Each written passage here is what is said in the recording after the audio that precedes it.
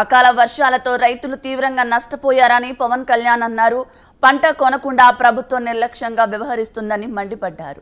ప్రతిపక్షాలు వస్తే గాని పంటను కొనుగోలు చేయటం లేదని ధ్వజమెత్తారు. రైతులతో సమావేశం నిర్వహిస్తామని తెలిపారు పవన్ కళ్యాణ్.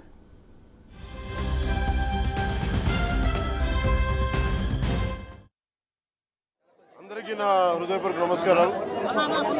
ఈ ముఖ్యంగా ఈ అకాల వర్షాల వల్ల విపరీతంగా పంట నష్టం జరిగింది ఆంధ్రప్రదేశ్ రాష్ట్రంలో. దాంట్లో భాగంగా తూర్పుగోదావరి జిల్లాలో అమితంగా నష్టపోయిన వరి పంట వరి వేసిన రైతులు నష్టపోయారు. వాళ్ళు ఈ నేపథ్యంలో వచ్చి వారికి ఆసరాగా ఉండటానికి, వారికి అండగా ఉండటానికి రైతులను కలుస్తూ ఉన్నాం. దారి పొడవునా తూర్పుగోదావరి జిల్లాలో 4.36 లక్షల ఎకరాలు వరి సాగు ఉంటుంది. దాంట్లో దిగుబడి 14 లక్షల మెట్రిక్ టన్నులు. కానీ ప్రభుత్వం కొనుగోలు చేసింది కేవలం 2 లక్షల మెట్రిక్ టన్నులే. ప్రతి రైతు పొద్దునుంచి నాకు చెప్పే బాధ ఏంటంటే,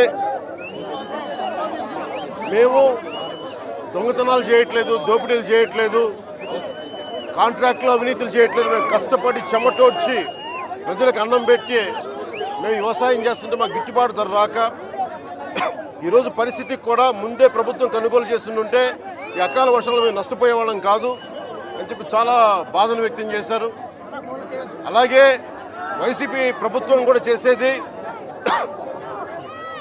ప్రతిపక్ష పార్టీలు వస్తే తప్ప కొనుగోలు చేసే పరిస్థితిలో లేరు.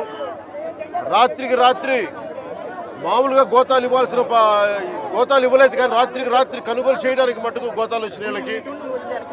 అసలు రైతు కన్నీరు పెట్టని రాష్ట్రం ఉండాలి, ఆ పరిస్థితుల్లో మేము ఉండాలని కోరుకుంటా ఉన్నాం. అందుకే ఈ రోజున ఆంధ్రప్రదేశ్లోని రైతులందరికీ, తూర్పుగోదావరి జిల్లా రైతులకి ప్రత్యేకంగా జనసేన తరపున మేము మనవి చేస్తా ఉన్నాం. మీరు ధైర్యంగా ఉండండి, మీకు గిట్టుబాటు ధర వచ్చే వరకు మేము మీకు పోరాటం, మీకు అండగా ఉంటామని తెలియజేసుకుంటున్నాం.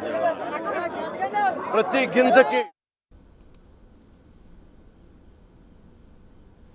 అంతకు ముందు రాజమండ్రి ఎయిర్పోర్టుకు చేరుకున్న పవన్ కు జన సైనికులు ఘనంగా స్వాగతం పలికారు. అక్కడి నుంచి రాజమండ్రి నగరం, బొమ్మూరు, రాజవోలు మీదుగా కడియంకు వెళ్లారు. పలు నియోజకవర్గాల మీదుగా పవన్ పర్యటన కొనసాగింది. పవన్ కు అడుగడుగున జన నిరాజనం పలికారు. తమ అభిమాన నేతపై పూల వర్షం కురిపించారు.